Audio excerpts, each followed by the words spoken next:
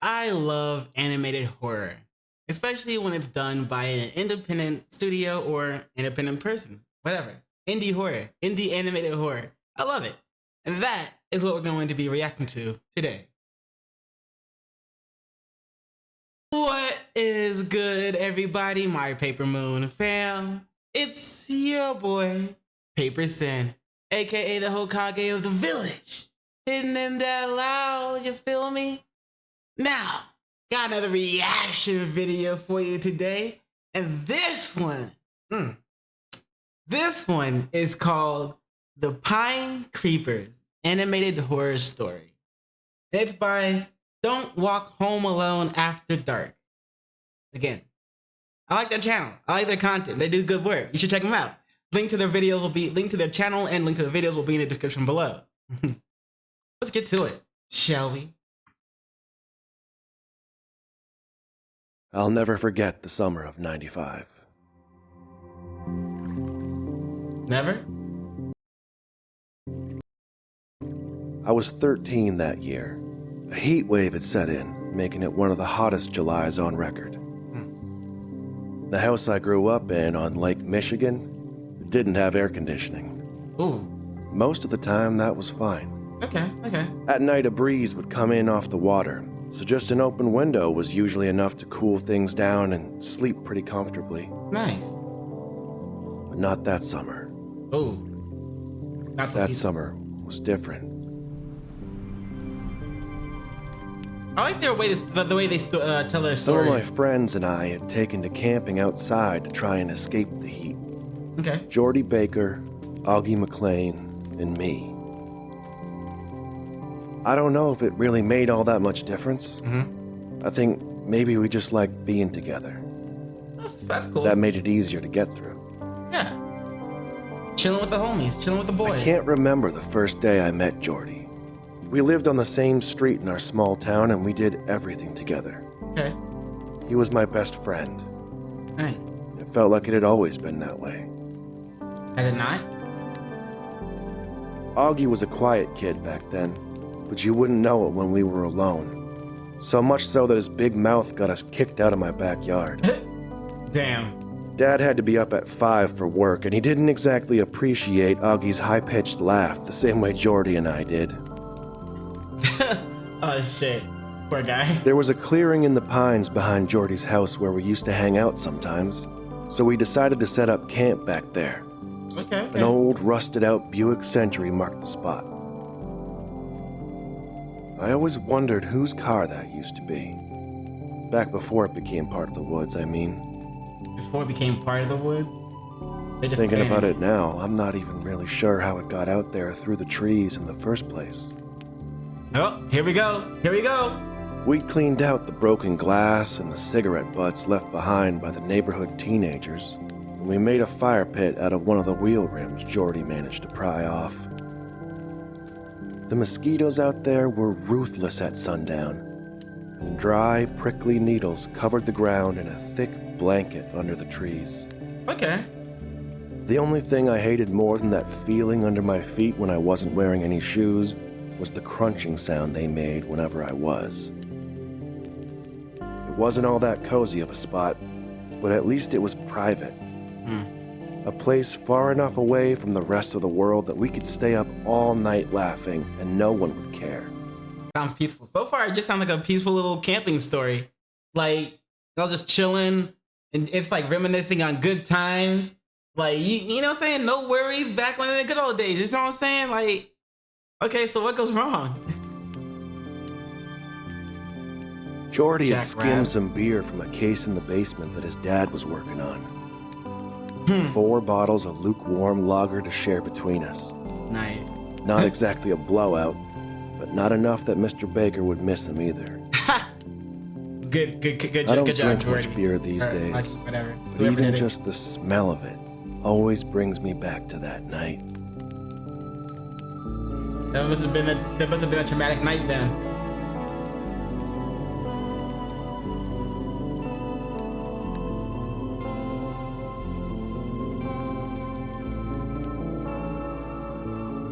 The hours slipped past as we stoked the fire, talking about nothing in particular. That half a sip of beer must have gone right to Augie's head as he called it a night pretty early on without even finishing one bottle. Half a sip? We didn't mind. Fair More enough. for us. Y'all too young to be drinking At anyway. some point, Jordy brought up what happened to Pike Lister.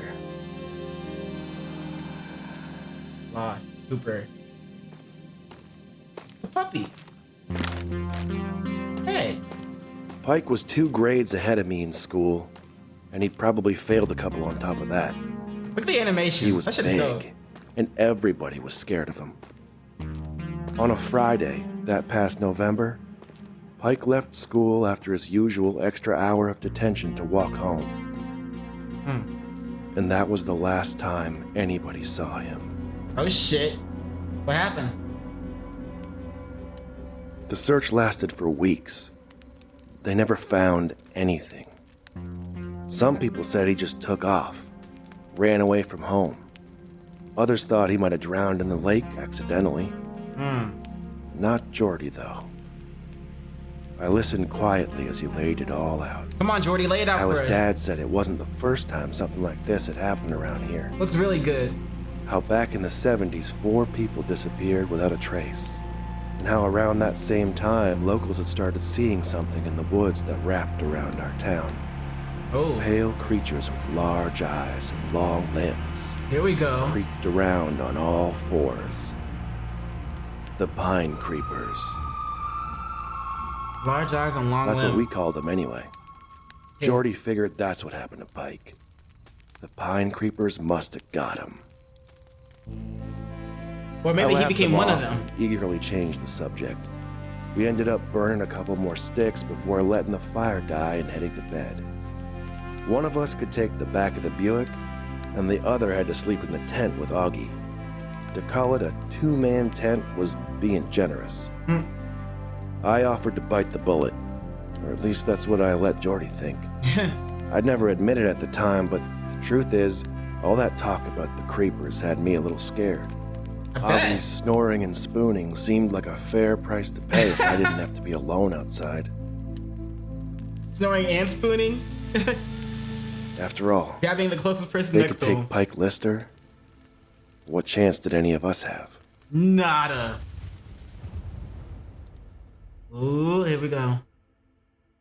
I'm not sure what time it was when I woke up.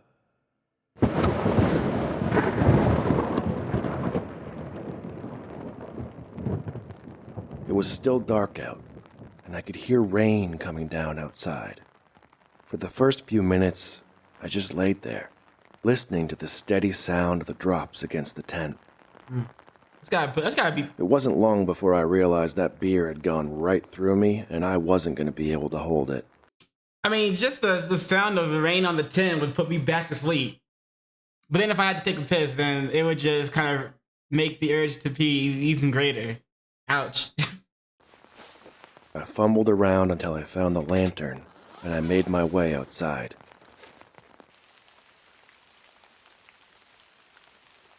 The night You don't have to air go had that far. cooled down a bit with the What? rain, which felt nice. The whole sky was clouded over, blocking out any light from the moon or the stars. My eyes finally started adjusting to the dark. Okay. That was when I noticed it. Something catching the light Oh, just shit. beyond the edge of the clearing. Oh shit. A dim, reflective shine that flickered as I moved the lantern. It took me a second to realize what I was looking at, A pale creature. Oh shit, there's more than Eyes. one. watching me. It was hard to see much of what those eyes belonged to. I knew what they were. Pine creepers. Now you gotta applause. Now you gotta consider this. If he never went outside, would they have attacked them and gotten them in the middle of the night, or would they have just left them alone? It's a good question, right?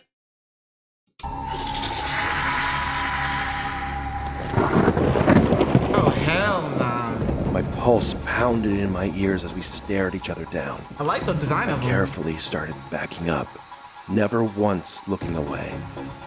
I wanted to turn and run so badly, but just kept slowly taking one step after another. Yep. Get the fuck out, bro. Like, I got back into the tent as quickly as I could without making much noise. Maybe if I was quiet enough, those things would move along. dude. I thought about waking Augie, but didn't want him to freak out and draw attention to us. Oh, that's fair enough. Seconds passed. Nothing. The rustling of the trees and the calm drone of the rain. Just as I started to think that maybe I'd overreacted, maybe my mind could be playing tricks on me, it started. Ah, shit. That familiar, awful sound. The crunch of those needles. Dude, wake him up. Oh, the sound is good. There The was sound. something moving around outside the tent. Oh, hell no. Hell I did my nah. best to hold my breath. The worst part of it all is I knew Jordy was out there, alone. I kept telling myself he wouldn't wake up. He was safer in the Buick. That I should stay still, stay quiet. I laid there, and I kept listening for what felt like forever. I was too scared to do anything else. I never woke up Augie. I never called out to Jordy. I never did anything.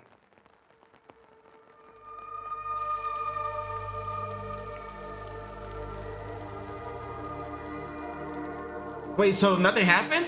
Oh, y'all got lucky. Y'all got lucky. The hours passed, and I must have fallen asleep for a few minutes because the next thing I knew, the birds had suddenly started chirping, and even from inside the tent, I could tell it was getting light out. I gathered any bit of courage I had, threw the sleeping bag off, and gave Augie a shove. Wait, this guy, the Buick's trunk is still open? Oh no! I thought he would have at least kind of closed and been like been in an enclosed space. Like if that trunk is still open, they could have creeped right in, grabbed him, and dragged him out in the night. I climbed out of the tent first, but he wasn't far behind me. Part of me believed that the pine creepers were still out there, just waiting for me to slip up. So you gotta take a piss? When I saw the Buick, I got this awful feeling in the pit of my stomach. He's missing. It was empty. Yep. Jordy was just gone. On the way back to his house, I kept telling myself, we'll find him there. He just got up early and he wanted the comfort of his own bed. He wasn't there. We waited around all day, but he never came home. By the evening, our whole town was in a frenzy looking for him. I never told anybody about what I saw that night. Ah, shit. Not even Augie. Nobody would believe me anyway. I've played it over and over in my head. I'll never forget the summer of '95. That Damn. was the year Jordy Baker went missing. They took Jordy. That was good. That was a good story. That was well told. I like the feeling of it all. The atmosphere, like even the way the storyteller told the story. You know, it was good. It was well done. I enjoyed it. Let me know what you guys thought about the video in the comments below. This was pretty good. Don't walk home alone after dark. They have some pretty good animations. Definitely check them out. See what else they have in store for you. And you know, as always, links to the video, links to the channel will both be in the description below. Man, do you think that if he had like told Augie and they both could have like ran from the tent and jumped into the Buick and closed the trunk, all three of them could have just like, you know, stayed in there and tried to survive the night and like get away with it or whatever. Not get away with it, but like make it through the night and not have to deal with the pine creepers. Do you think that could have happened, or do you think they would have been screwed regardless? Like, what's up? What's up? Let me know what your thoughts are in the comments below. And that's it. Don't forget to visit. Don't forget to visit. Don't walk home alone after dark. And while you're there, don't forget to do those 3 things that I like to ask you to do. And like, comment, and subscribe. And don't forget to hit the notification bell for more videos. Yeah. You know what it is after that. In case I don't see you, good morning, good afternoon, good evening, and good night. Peace and much love to you.